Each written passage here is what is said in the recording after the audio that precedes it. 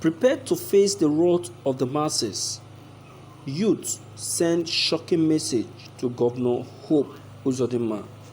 The youth wing of the Apex Igbo Socio-Cultural Organization Ohaneze Indigo have sent a warning message to the state government of Ebonyi State and Hope Uzodinma of Imo State, stressed that the governors should be expecting the wrath of the masses if any land in their respective states is given to the federal government for the grazing agenda. According to the President General of the group, Mazi Okechukwu Nwabuike, who reacted to a statement credited to Garba Shehu, a President Muhammad Buhari's side, that some states in the southeast had keyed into the cattle ranching policy, which of course is frugal. Ohaneze youth promised to investigate such claims and deal with any governor that goes against the will of the people. The statement reads, "We were quite saddened when Garba Shehu made the public statement to the effect that Ebonyi State had keyed into the cattle ranching policy, which of course is frugal in disguise. The Ohaneze Youth Council has also taken note of the denial by the Ebonyi State government, but we must say that there is no smoke without fire, considering that certainty with which Garba Shehu made the statement. We have therefore constituted a high-powered committee to critically investigate what transpired and report back to us. The millions of Igbo youths are anxiously awaiting the outcome of that investigation." There is also media reports that Imo State Governor Hope Uzodinma wants to opt out of the open grazing ban by the southern governors.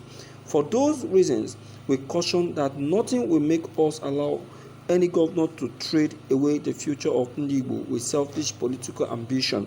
Our people have suffered a lot at the hand of the murderous herdsmen, and nobody should think without any idea of giving away the scarce land in this zone. As we said earlier, there is no going back on the September deadline of the open grazing ban. Any governor doing anything to the contrary should be prepared to face the wrath of the masses. There is no land available in the southeast either for grazing reserve, ranching, or whatever nomenclature. This is the stand of our people, and the governors must respect it. Ngwanu. That is it. I support this opinion. You see, the voice of the youth should be the voice of the governor. But in the southeast, the reverse is the case. I don't know why the southeast governors are just dancing to President Buhari's tune, as in following him sheepishly like cows. I don't know. Is it because of that very slot that they are actually looking for? They should not forget that they made a promise to this youth that they will stand by them, they will be their governor, that they will be their spokesperson. They made a promise. Now look at what they are doing to the youth. Buhari is initiating this open grazing for his own good and not for your good. Not for your good at all. We know that you people are also cattle rearers, and that is why you are doing all of these things to make sure that they are returned back to the southeast. Returning it back to the southeast, is it for good or for bad? How can you have your senses to think now, allowing open grazing in the southeast, and you know that the southeast, the people's what the people rely so much on is agriculture for a living, and if they consider or allow open grazing in the southeast, definitely the people will definitely be losing most of their crops, because these cows will definitely invade most of this land, graze on this land, destroy this land, and make this land not to be fertile anymore. All these things are what the people are saying that no, that they don't want open grazing. Yet, okay, now they are saying that not that they don't want the herdsmen not to stay.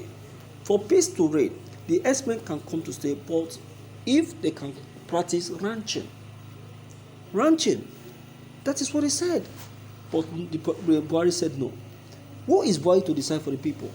Is it his land? Southeast, is it? What does Southeast have to do with the North? Or I think you should be able to understand this better. So I don't know why our Southeast governors are just acting so strange. Allowing President Mobile to push them sheepishly. Like who doesn't have directions? The people's voice is supposed to be their voice. They're supposed to be the ones speaking on behalf of the people. Do you understand? You can imagine. I think our governors are the ones giving Buhari the voice. Because if the governors have been standing by the people, speaking on behalf of the people, I see no reason why Buhari will want to go against the rule of the people. The rule of the people is supposed to be the people's decision. Do you understand? But in this case, the governors are now the ones taking decisions. You can't decide for the people. The land doesn't belong to you, and you cannot take the land that belongs to the people to the herdsmen.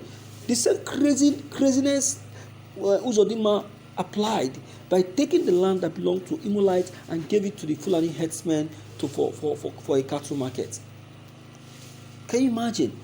This happened as at 2018, and this caused a lot of deaths. A lot of people died as a result of that. They killed a lot of Easterners. So I think these people are supposed to think about this. Think about this. Think about what the people will face in the hands of the herdsmen before taking an action of such. It doesn't pay. It doesn't at all. It doesn't. So my dear viewers in the house, based on this very fact, what do you think? What's your take and your advice on this issue? Don't forget to leave your comment below the comment section.